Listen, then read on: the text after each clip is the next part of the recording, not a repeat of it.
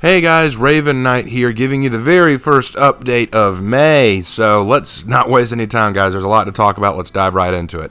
So don't forget to like the video, leave a comment. If you're in the chat watching the premiere, don't forget to add to the chat. I'm always watching the premiere with you guys. And don't forget to subscribe to the channel. Subscriptions always help. All right, on to the good stuff. If you couldn't tell, guys, if you could not tell, I'm still a little sick and very, very tired. I'm worn out.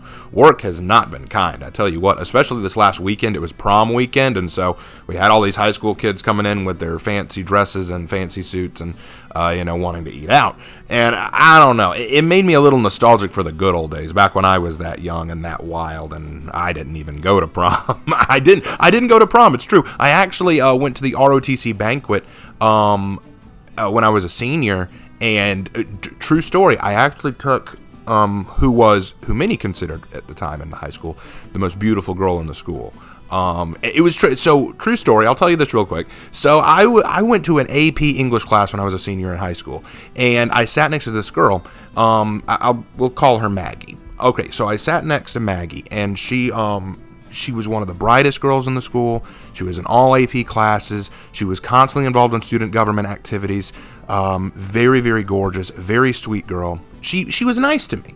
She was popular. I wasn't that popular, but she was very nice to me anyway. Well, when the ROTC banquet came along, seniors in the ROTC banquet are kind of expected to take a escort or date with us because we sit at the front, because it's going to be our last time at the banquet. And they said, well, you need to find your escort, and we need to know their name at least 2 weeks in advance. And I was going, crap. No one's going to want to come to me. I asked friends from church. They didn't want to go. I asked personal friends at lunch, at school. They didn't want to go. I was running out of time, and I didn't want to go by myself. But so I just went on a limb, and I looked at Maggie, and I said, would you be willing to go with me? And she said, without missing a beat, sure. What do I wear, and when is it? It's like, wait, what? And she goes, yeah, I mean, I've heard about it, but I've never actually gotten the chance to go, and I'd be happy to go. And I was like, wow, that worked out. That worked out really well. And the heads that turned when I walked in with her on my arm, oh my gosh. Even the most popular guys, even the coolest guys at the school were like, dude, how'd you do that? It was hilarious. And she was great. She was real nice about it. Very friendly. Loved the whole thing. Lots of fun. I didn't go to prom just because it's never really my scene. I'm not good in big social gatherings like that, but every now and then really works out. But I'll tell you what, I look sharp. I look real sharp in my uniform. Anyway, that enough of the story. Okay, let's get on to the stuff y'all really want to hear, right? So, last thing about me personally, guys, I'm going to say this. If there's one thing that I'm afraid of more than anything, it is letting other people down. I'm one of these people who really wants other people to feel pleased with me. I'm a people pleaser. I want to make other people happy that I'm around and that I'm contributing. Nothing makes me happier than for people to say, wow, Raven, I really appreciate what you did. Or, wow, Raven, I'm glad you were here for that. That makes me happy because it makes me know that I was helpful. It makes me know that I was contributing, that I made a difference, that I did right. Okay, that's why I like superheroes and heroes so much, right? I want to make a difference in other people's lives. I want to help people. I want to do good. I want to do these things for other people. And so when people are proud of me or pleased with what I do, yes, I did it. That's why whenever I release a video and people comment and say, dang, Raven, this hit it out of the park, man. Or I really like what you had to say here. Makes me feel good. Like, yes, I did good. I made someone happy. I made someone's day. Criticism doesn't bother me very much because if someone says, I feel like you could, like, for example, in the JJ video when people were saying you kept mispronouncing cow as chow chow. Yeah, that was a little disappointing, but at the same time, I'm like, yeah, I'm not perfect. I'm going to make mistakes. Okay, sorry about that. Chinese pronunciation is not my forte. I mispronounced it. I probably mispronounced it there too in my corrected version. It happens. But it's when people get very aggressive with their pessimism, with their negativity. Like, dude, everything you said was wrong. Absolutely everything you said was wrong. Well, that hurts a little. I'm like, oh, everything? Oh, well, okay. What all did I get wrong? I want to know. Like, what could I have said better? And it hurts a little. And lately, not only in my videos, but also in a lot of things in my life, I felt like I've been getting that a lot more. I've been in the last few discussions, debates, and arguments that I've been in.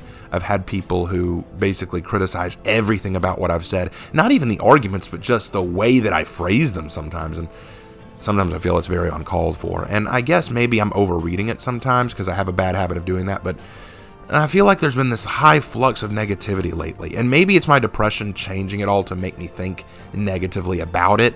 But sometimes I do sit at home and after making a video or after getting into a debate and kind of just go, man, did I mess that up or am I just crazy, And that's something I got to deal with. But regardless of that, it will pass, Sometimes you have great moments and high rises, and sometimes you have very low moments where you got to take those valleys. But it happens. But since you guys often ask about what's going on with me personally, I wanted to share that with you, being open as I possibly can. So that's that. And I hope y'all enjoyed that little moment in the personal life of Raven. Let's move on to the video stuff. So For Honor, Assassin's Creed event is still ongoing. I both love it and I hate it. Let's talk about what I mean by that.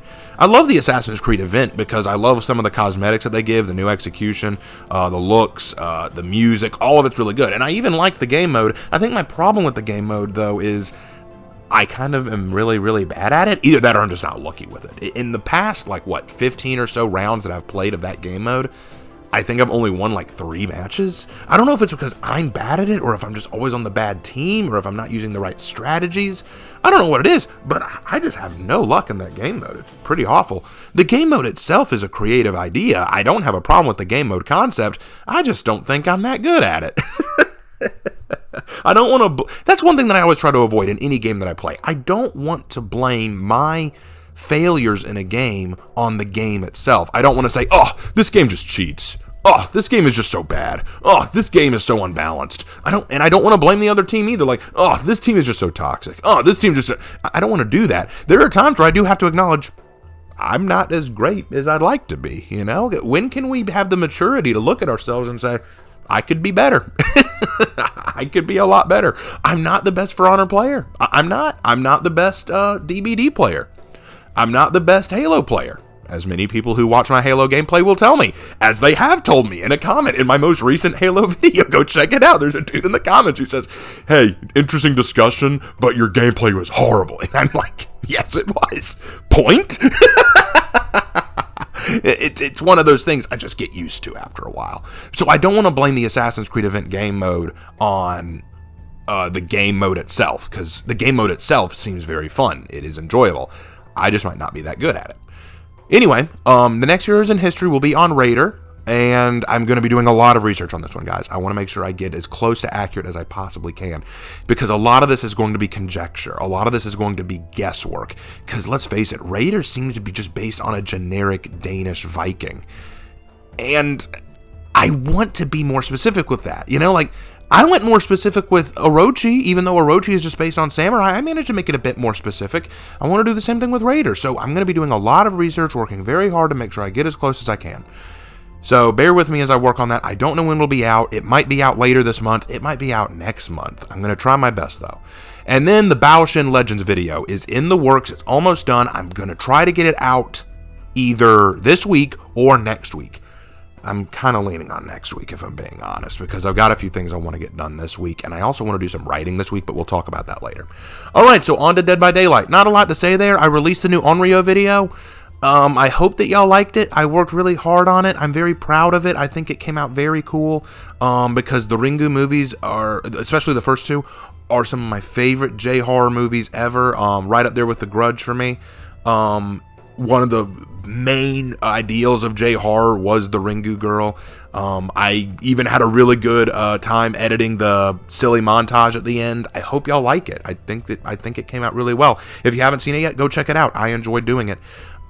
Next will be Nia for the analysis, and then after that, yes, I will try to do the nurse. Okay, just know it's gonna be terrible. I'm gonna do horrible with the nurse. But I will do my best. I will try, okay? Okay, and the last thing, the big thing that I want to talk about with Dead by Daylight, this is going to be a video that I make pretty soon. It's going to be on the fun argument. Now, what is that? It's something that I hear a lot from Survivor mains. Killer mains make it too, but I hear it much more from Survivor mains, where they basically make this argument: if the killer does this, or runs these perks, or runs these add-ons, or if they even play this specific killer, That's not fun for us, therefore that's wrong and that's toxic. And my response to that is, seriously? Now here's the thing, I'll talk more about this in the video, but I find that line of logic both silly, but also very hypocritical. And I'll give you a brief example as to why. A common one that I hear is, oh gosh, this killer just constantly tunnels us, okay? They pick one survivor and they chase after that one survivor the whole match and they ignore everyone else. It is very unfun for that survivor. It's very unfun for everybody. They shouldn't do it.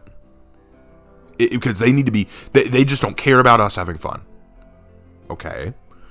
When a survivor pallet loops, where they just run around in circles around a specific pallet, and then once the killer gets close, they drop the pallet on their head, and then flashlight blind them to get away, and then find another pallet to do the same thing, that is not fun for the killer. You shouldn't do it. Because you need to be concerned about how much fun I'm having. See how that doesn't exactly work the same way now? Because the argument, therefore, is going to be, oh, but you know, that's a way to keep the killer distracted. Yeah, it is. You're right. Which is why I don't actually say you shouldn't do that. If that's the strat you want to go with, do it. I will not stop you. Will it be frustrating for me? Absolutely, but it's your right to do it. Just like tunneling may not be fun, but it's not like they shouldn't be allowed to do it just because it's not fun for you. It's like playing a game of chess, and if I'm beating the other guy and they're getting frustrated, I don't have to go, oh man, they're getting frustrated. Here, tell you what, I'll take my own queen off the board for you. How about that? It's not about being worried about their fun. It's about saying, here's my strat for winning, here's your strat for winning, let's see whose strat wins. Adjust your strats as needed. Now granted, I try not to tunnel or camp just because I see the flaws in those playing styles, and I do try to test myself and actually work with other strategies besides just those things, so if I were to make an argument against those, I would probably use different argumentation than it's not fun, but again, I'm going to save more of that for the actual video. I know that I'm already going to get some people in the comments coming after me saying, oh, you just don't understand, you're just a killer main who doesn't, it doesn't matter. We'll talk about it in the video. Alright, so on to my writing stuff. Bad news, I got bad news. I have writer's block. Don't worry, it will pass. It happens to me every now and then, where I just sit down to work on a story and I go, alright, I'm so ready. And then I just stare at my notebook or my computer screen and I go, I have no idea what I'm supposed to write. It happens. And it takes some time to get over it, probably a couple days, but I will get over it. So just don't expect much from the writing department for a little while. Although, with Raven's Writing Room on Cause and Effect, I hope to get that out later this week. I really want to talk about that. I think that cause and effect is something that you find in really good stories, and when you don't see that in a story, you can recognize that the story is bad. Here's what I mean. Every good plot has a because of this, then this happens kind of thing. So, for example, if you take a look at Star Wars, if you look at the very first Star Wars movie, Star Wars A New Hope, with Luke Skywalker and all that. Because Leia Organa stole the plans for the Death Star, this led to Darth Vader capturing the ship. Because Darth Vader captured the ship, Leia sent R2-D2 with the plans down to the planet below. Because R2-D2 was sent to the planet down to this planet, below with the plans, Darth Vader sends teams to try to go after them. Because teams went after them, they killed the Lars family because that's who the droids were sold to. Because the stormtroopers killed Owen and Lars, that led to Luke deciding he could leave Tatooine to go on an adventure. See that? Because blank happened, this resulted in blank. Bad story writers often go, okay, so then this happened, but then this happened. Oh, and then this happened, and then this happened next, and then this happened. It's basically just this, without explaining how or why these things came to be and how they all connect to each other. We'll talk more about that in the video, but I just wanted to give a brief idea of what that's going to be about. Alright, so I'm also going to, once I get over this writing block, take a short break so that I can focus on writing stories. Don't worry about that. I've got a lot of stories that I want to work on. I want to work on a new one that I've got in the works, but I also want to get back to work on some that I've been trying to get done for a while. And, okay, while we're on the topic, I'll say this. I am very disappointed that my video discussion on Tomiki and Victoria didn't really go anywhere. And I think the reason why is because people misunderstood what I was trying to do with that video. I was not trying to sell the Tale of Tomiki as a story everyone should read and it's somehow really awesome and beats out DC and Marvel in every respect. That's not my goal. As a matter of fact, it's quite the opposite. I am well aware that the Tale of Tomiki is cringe in a lot of ways. It is a very old story. I was not a great writer when I started it. It's got a lot of holes, a lot of plot contrivances, and it's got more than a few cliches. So, why did I share it? Because even though it has a lot of flaws, I think one thing I did well with it was writing a stable relationship between Tamaki and Victoria. And I think that a lot of modern comic books and comic book movies don't know how to write good relationships in their stories. Quite often they only write relationships that are broken or struggling or angry or on and off or will they won't they. And I feel like, can't you people learn to write a story where the two protagonists or the love interests are actually together and stable? And I thought that I did that well with Tamaki and Victoria. I thought that I did that very well. And yes, people can say, well, the relationship was cliche. Yes, but the thing is, cliches are just ever present. There are very few movies or stories or books that I've been privy to that haven't had a few cliches in them. The issue is not the cliches, the issue is how tired and how obvious the cliches are. Cliches aren't a problem in and of themselves. Cliches exist. It's whether or not they're too distracting from the story. It's one of those moments where you can see the cliche coming and go, oh, well, here it is. That's when a cliche is a problem. But if the cliche can work within the context of the story, or the story is just so well written that you don't even think about the cliche, then the cliche is not an issue. So when people say, oh, well, this story sounds really cliche, Raven, my response is, yeah, it probably is. I've never said it was good. I'm simply saying, I think that this relationship was written better than what a lot of comic books do these days. So that was my point there. I'm disappointed the video didn't take off more, and I'm disappointed that more people didn't really think that it was that great. But whatever. C'est la vie. You win some, you lose some. All right, and now the miscellaneous section, all the other stuff. I'm dedicated to finishing the Prince of Egypt series this month. I want to get that done. I've been sitting on it too long. I want to get it out of the way. Also, people have been asking for it. The Naruto rant. Pretty soon, me and Lark are going to sit down and just do an unscripted, off the cuff, off the top of our head ramble about Naruto, called Naruto Please Just Don't Think About It. Because Lark said it himself. The thing about Naruto is it's great until you start to think about it. Once you sit down and really start thinking about Naruto, suddenly, this doesn't make sense. In fact, he's working on his next mini Lark's Lamentations, specifically about the Hyuga clan and Naruto, and talking about why they just don't make a lick of sense. But he said it himself, anything in Naruto, if you really sit down and go, about any of it, like really just think about it, suddenly you can start to say, okay, this doesn't make a lot of sense. And now that I think about it, this doesn't make a lot of sense. And now that I think about it, this doesn't make a lot of sense. Eventually, everything just starts to collapse about Naruto. And people go, oh, come on, it's just a show about ninjas. Yeah, it is. I'll give you that. And granted, you could technically pick apart any show if you really wanted to. But the thing is, people will praise Naruto to the ends of the earth. And me, I'm sitting here going, I think it's incredibly overrated. I look forward to making that with Lark. We just need to have an evening together so that we can do that. Alright, so then I also want to do a discussion video on Spy X Family. I've been falling in love with that series. I've actually been reading the manga. I'm further ahead of the manga than I am in the show, so I actually know what's going to happen, but the show is done very, very well, and I want to talk about why this show is genius, and I also want to discuss why I think there's a critical hate for it right now. There is a small community that desperately does not like Spy X Family, and they're trying to bash it. I want to talk about why I think they're trying to bash it, what I think really works about the show, and what I think people are stuck up on, like what it is that makes them dislike it. And then last but not least, before I move on to my rant, I want to advertise my buddy's Jay's work.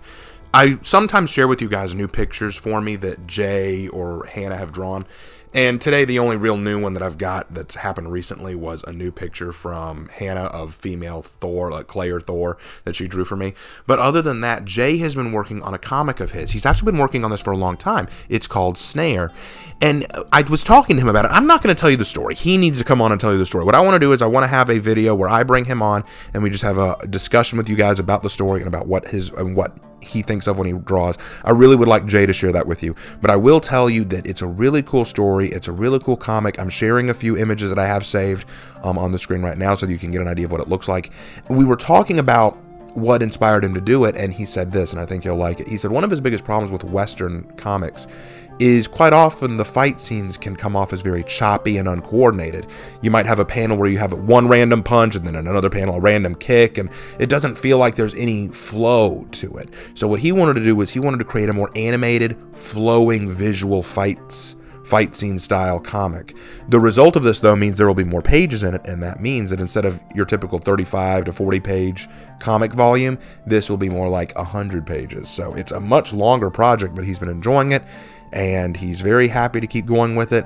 I look forward to seeing where it comes out, but sometime I really would love to have him on and have him share with you his philosophy on art, how he comes about drawing things, and what his plans are for Snare. I think y'all will like it. I just wanted to share some of his work with you guys because Jay is an awesome friend, and I wanted to talk a little bit about that. All right, so with all that out of the way, it's time for a rant.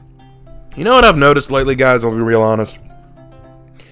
One of the biggest problems with today is everything is political. Everything is political. I said once that I really wanted to try to avoid politics on this channel, and I meant that. But let's face it, if you're in the public platform, a public eye at all, politics are going to come up. And the reason why is because everything is politicized. Everything. You can't even talk about manga and anime without it somehow getting political. And that just drives me bananas. What the heck happened to everything? When I was a little kid, I didn't care one spit about politics. The only thing I knew about politics is the Republicans had an elephant as their mascot and the Democrats had a donkey as their mascot. That's the limit of my knowledge about them when I was in elementary and middle school. Only when I reached later high school and into college did I really start caring about what the two parties believed. And more than that, I didn't understand much about political issues and everyday life. It didn't matter to me. But now you can't even walk down the street listening to your music without someone screaming that that's somehow offensive or anti-political. And I feel like this is what's ruining a lot of creative stories, what's ruining a lot of games, what's ruining everything. Because either the product is so offensive to a specific group that they will try to cancel it or ban it, or the product will be filled with so much political pandering that no one will like it because the obvious bias or obvious agenda is so apparent. And I think that is detrimental to good story writing. Good story writing, good art in general, be it video games, books, movies, TV shows, what have you, they should be timeless. And that means you keep the politics out of it. You know what you do add, though? Good moral messages, good ideals to live up to, and ideals can be divorced from politics. Politics can take ideals into their fold, but the ideals themselves are not adherent to that politic. You cannot say, oh, everyone who is a Democrat is morally righteous while everyone who is a Republican is immoral. You can't say that because there are moral people on both sides and immoral people on both sides. One side is not beholden to one or the other, so don't just say, oh, well, this is a Democratic belief system, so it's immoral. This is a Republican belief system, so it's immoral. You can't say that. Politics and ideals should be divorced from each other. And I'll give you an example of what I mean. If you were to watch a movie where a superhero saves a little girl from being hit by a train, would you tell me that's political? Well, a smart person would probably say, no. That sounds like a superhero doing the right thing by protecting life. Correct. But let's put on political lens for a second and try to get some political stuff out of it.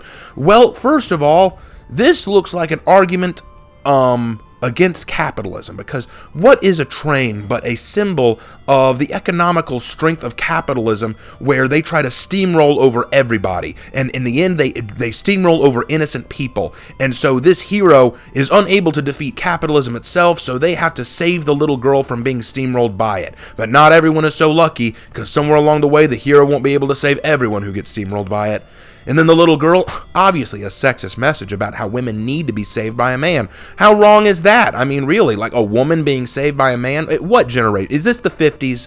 Come on, why couldn't that have been a woman saving her? Or why couldn't the woman just save herself? It doesn't matter that she's a little girl or helpless. No, she's a woman. All women strong, right? And then the superhero, obviously a muscled macho man, obviously, toxic masculinity at its best. I'll bet he beats up people, right? Can't solve his problems without violence. Typical masculine identities being portrayed on the screen. And as I've just proven to you guys through that, if I decide to make something political, I can. And I think way too many people are trying to make things political. Why can't something that presents an idyllic good or an idyllic evil just be idyllic good or idyllic evil? A villain wanting to bomb a country that he doesn't like is not a message about Putin or Trump or some other political figure. A story about a female hero saving the day isn't necessarily about strong womanly values. Not everything is political. When For Honor first came out, guys, there was this backlash against it because of a lot of people saying Deus Vult about the Knights. And they're saying Deus Vult is, one, a phrase that the alt-right uses, and two, incredibly Islamophobic and racist. And I'm sitting here thinking, it's a phrase! It is a phrase! It doesn't mean anything. You know how a lot of people like to say that, the phrase Black Lives Matter is totally fine and unpolitical at all? I agree, but I think that people make it political, just like you make Deus Vult political. If you can say that the phrase Black Lives Matter or anything like that is non-political, then why is Deus Vult political? It's the same thing. You want to politicize things that should inherently not be political. That you should treat them as they are. Not everything has to tie into a political narrative. And I think that so many stories now are ruined because they try to force politics into things that don't need them. Try to force political ideals. Politics don't need to rule the day. You know what needs to rule the day? I'll tell you what needs to rule the day. Moral understanding. I know that people got on me about this in my Lord of the Flies video where I said that societies are built on a moral foundation. Let's leave my Christian bias at the door, okay? I'm not going to talk about this as a Christian. I'm going to talk about this as a moral individual, someone who believes in right and wrong, okay? Societies are built on an understanding that certain things are right and wrong. No, they're built on the understanding that if you don't do this to me, I won't do this to you. No, that's right and wrong right there. Don't treat others as you would want to be treated. That is a moral ideal. You treat others the way you want to be treated. You treat others right so that they will treat you right, which implies that there is a wrong. If you treat someone wrong, they might treat you wrong. You recognize that there's a moral standard. Treat others as you would want to be treated. That can be the most basic premise of your whole society. And from that one moral truth, you build the pillars of a society. You build rules around that one truth. Right? Okay. So my understanding of this situation is you take that moral and then you try to politicize it. Say, well, this moral is founded on this political ideology built on the alt-right. Therefore, it must be evil because I identify with the alt-left. And my thought on that stance is, what Neanderthal is willing to take something that should just be something we all commonly accept, that we want to treat others right, and say it's politicized? You know what happens when that occurs, right? You know what becomes of that? Someone is going to say, oh, well, then in that case, this ideal that they have politicized, I don't want to agree with it because it goes along with something, with a politic or a political ideal that I don't like. Therefore, this moral is wrong. Have you even thought about what the moral means or what the moral message is? No, but because you have politicized it to mean this, I will immediately assume it's wrong. When you try to politicize truth, morality, and compassion, when you try to say that these things are inherent to a political group, then the anti-group, the group that is against that political movement, will assume, oh, well, then we don't like it. I'll give you a great example. There was this meme floating around during the days of Trump's presidency that milk was a white supremacist symbol. It was a joke, and yet some people took it seriously and said milk is racist. And I'm not joking. I wish I was joking, but people assumed milk was racist because someone made a joke about how milk was a symbol of white power. Are you kidding me? This is what happens when you add politics to everything. Everything must be politicized. Everything must have a political agenda. Everything must have a political narrative. When you do this, you corrupt the foundation of morality because eventually you will politicize morality, and that means some people will have moral principles upholding to them and not to others. And then when that happens, you decide the other side must be amoral and we must destroy them. I don't look at the left or the right and say one side is inherently better than the other from a moral perspective. I look at their ideologies and what they preach, and I make that decision for myself. I don't immediately just listen to someone say, look, this side, totally evil. Well, I instantly agree with you because you agree with me politically. No, that's not how that works, and that should never be how it works. I think we need to divorce politics from our media. We need to divorce politics from the TV shows we watch, from the movies we watch, from the books we read. Only if the movie or TV show or medium or whatever it is has to do with politics specifically, leave it at the door. Good stories don't need to exist because they preach a political narrative of the day. I feel sickened that I even have to explain that. But old Disney movies, old comics, didn't have to exist off of political pandering. They could tell stories without having to do that. Why? Because they understood societal standards, moral standards, tried and true ones that were not political. They were completely apolitical. Loving others, caring for others, doing unto others as you would have them do unto you, looking beneath the surface. Take Beauty and the Beast. What's political about Beauty and the Beast? It's a story about a woman learning to love a beast, getting to the man beneath the monster. About a monster learning peace within himself, learning about how he can become a better person through the influence of another person who actually cares about him. That's not political. It's not political at all. But the new live action movie, Belle's got to be a strong, independent woman. They made a big deal about that. We've also got to add an LGBTQ character because we just need that representation. Gaston's got to be a toxic male because we need that representation. We need that in there. Everything's got to be politicized. Everything's got to be a standard of the day. And I think that's what ruins so much good stories. Sorry, rant lasted a lot longer than I wanted to. I got very passionate about that. Can you tell that I wanted to talk about this? Anyway, guys, this has gone on way longer than usual. I'm sorry about that, really. I think it's been going on for almost a half an hour now. So tell you what, guys, I'm going to go ahead and call it here. Thank you guys so much for watching, and I will see you in my next video. Take care.